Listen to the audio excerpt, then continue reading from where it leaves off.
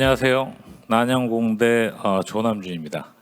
크로스 디멘션 테크놀로지라는 컨셉과 여러분들 특히 이제 앞으로 창업하시려고 하시는 분들이 어떤 원칙과 가치를 가지고 했나 제 경험을 비추어 봐가지고 크로스 이코노미라는 컨셉을 같이 얘기를 하면서 제가 스토리텔링을 그냥 간단하게 제가 해드리겠습니다. Sustainable Development. 여기 17개의 지표는 이 키는 저희가 이루어야 될 살면서 그럼 저도 굉장히 공감하는 여러 가지 가치가 들어 있습니다. 그래서 제가 창업을 하고 기업가 정신을 발휘해서 그러면 공대 학자로서 아니면 엔지니어로서 공학자로서 어떤 제가 태도를 가지고 아니면 어떤 필로소피를 가지고 진행을 하느냐. 근데 이거 보시면 17개 중에서 4개가 모든 곳의 모든 형태의 빈곤 종식 그리고 기하 종식 양질의 일자리, 소비와 생산의 양식의 보장. 4가지나 이 서스테이너블 중에서도 테크놀로지에 관계되고 테크놀로지에 의해서 세상을 변화시킬 수 있는 것을 말하고 있습니다. 그래가지고 이런 걸 통해서 저희가 이제 보면은 이런 걸 해결하기 위해서 전 세계적으로는 이제 글로벌 얼바니제이션 트렌드가 이제 생기죠. G2를 위시해서. 이 스태틱을 보시면 어마어마한 게 중국에서 이 스마트 시티와 이런 거에 지금 인풋을 하는 것과 아시아에서 하는 게 어마어마한 이제 리딩이 됩니다. 그거를 이제 스마트 시티라고 하죠. 그럼 제가 왜 이게 조금 내용이 다른 것 같은데 이렇게 생각하실 수 있는데 이게 온라인이 정확하게 되는 게 이 스마트 시티에 얼마나 많이 투자를 하고 어떤 걸 하느냐. 근데 이 스마트 시티의 개념이 뭔가 여기에 대해서 저희가 지금부터 이제 생각을 해야 되고 이 개념은 여기서부터 출발합니다. 그럼 저희가 이제 스마트 시티를 만들려고 그러는데 이거를 모델로 보고 만들어요. 아니 이게 무슨 모델이야? 이거 보시면은 그냥 뭐같이 생각되세요? 논밭이죠. 근데 저희는 모든 테크놀로지 디벨로퍼 스마트 시티를 만들기 위해서 여기를 방문하고 와서 모델로 합니다. 여기는 바로 실리콘밸리. 그러니까 실리콘밸리도 1939년도에는 이렇게 보시면 아시겠지만 한마디로 논밭이었죠. 그럼 어떤 혁명이 일어나서 실리콘밸리가 세워졌나요? 한마디로 실리콘밸리는 2명의 인재가 시작을 해서 여기서 키포인트는 인재입니다. 인재가 시작을 해가지고 여러 가지 다양한 기업도 여러분이 잘 아시는 뭐 야후, 구글, 페이스북 이제 쭉 나오죠. 2명의 인재가 실리콘밸리 탄생을 주도를 해서 지금의 아웃풋을 보시면은 275 빌리언 달러. 그러니까 한 나라보다도 가치 창출을 더 많이 하는 그런 이제 플레이스가 된 겁니다. 저는 이거를 봤을 때 좀 다르게 보는 게 이 실리콘밸리에 제가 이제 살기도 했고 거기서 학교를 나오고 했지만은 저는 이것이 재료의 혁신과 궤를 같이 하는 게 아닌가. 모든 레볼루션, 인더스트리 레볼루션, 플라스틱 레볼루션, 바이오 레볼루션, 나노 테크놀로지 이런 걸 잘 보시면은 이 궤도는 재료의 발전과 정확하게 온라인이 돼갑니다. 근데 그러면은 제가 한 가지 물어보고 싶은 건 이 소재에 대해서 왜 우리나라나 제가 지금 있는 싱가포르나 왜 새로운 소재가 없을까 개발한 게 거기서부터 저는 퀘스천을 시작했죠. 자연 소재 석영 이거는 돌입니다. 저희가 그냥 생각하는 건축할 때 짓는 건물 짓는 석영, 퀄츠 샌드.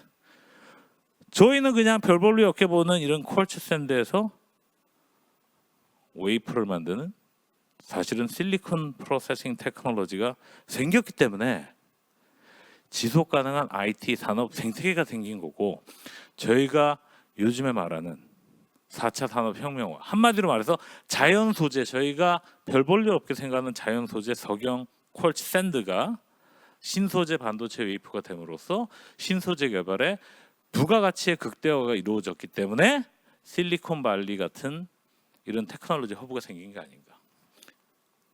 이 컨셉 자체는 지금 많이 못 들어보셨을 거예요.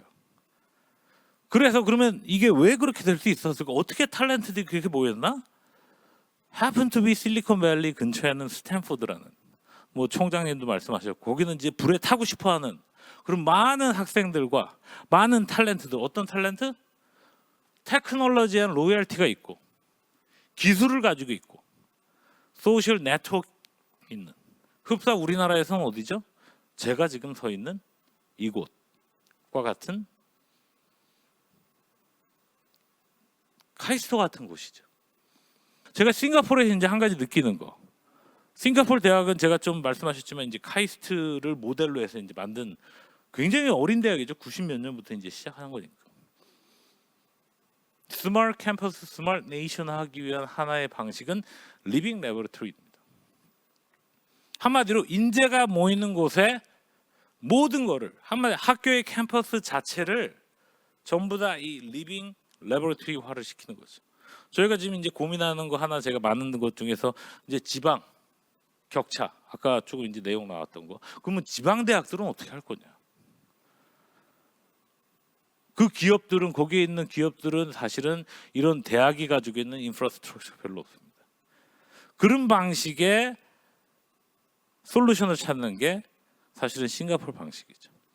기업들이 들어와서 같이 연구를 하는 거지 이 안에서 패실리티를 가지고 그런 식으로 리빙 레버러토리 시스템에 모든 이 그린 빌딩 에너지죠. 유저 비헤이비어, AI, 에너지 인포메이션 애널리시스, 얼반 모빌리티 뭐 이런 식으로 이제 다 들어가게 되는 거죠.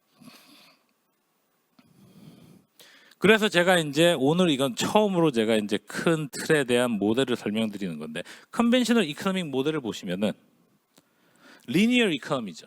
저희가 좋은 재료를 가지고 매뉴팩처링을 해서 서비스 디스트리뷰션하고 그걸 만들어서 팔고 씁니다.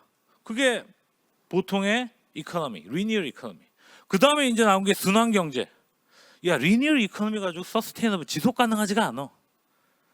우리가 순환을 해보자. 저희가 잘 아는 리사이클. 저희 리사이클이 얼마나 되죠? 거기에 대한 폐해는 뭐죠?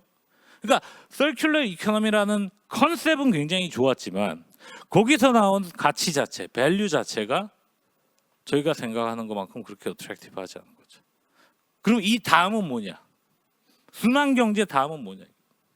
제가 감히 지금 이제 페이퍼도 저희가 준비하고 하는데 크로스 이코노미라는 컨셉을 제가 도용을 하기 시작합니다. 이제 이거 처음 만들었기 때문에 여러분들이 잘 컨셉을 이해하시려면 이제 팔로우업을 하셔야 되는데 이 컨셉이 사실은 제가 창업을 하게 된 저의 스토리입니다.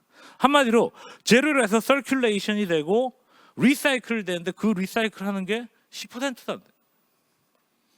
그럼 나머지 90%는 그 환경에 대한 영향. 만약에 우리가 웨이스트라고 생각하는 이런 물질들을 밸류 어디션한 굉장한 새로운 재료로 재해석을 했을 때 웨이퍼가 한마디로 저희가 아무렇지 않게 생각하던 석영 샌드, 콜츠 샌드에서 웨이퍼를 만들어내듯이 그런 방식의 인더스트리가 진행이 된다 그러면 어떻게 될까? 그래서 크로스 디멘셔널 테크놀로지라는 새로운 컨셉을 만들어서 하게 됐습니다.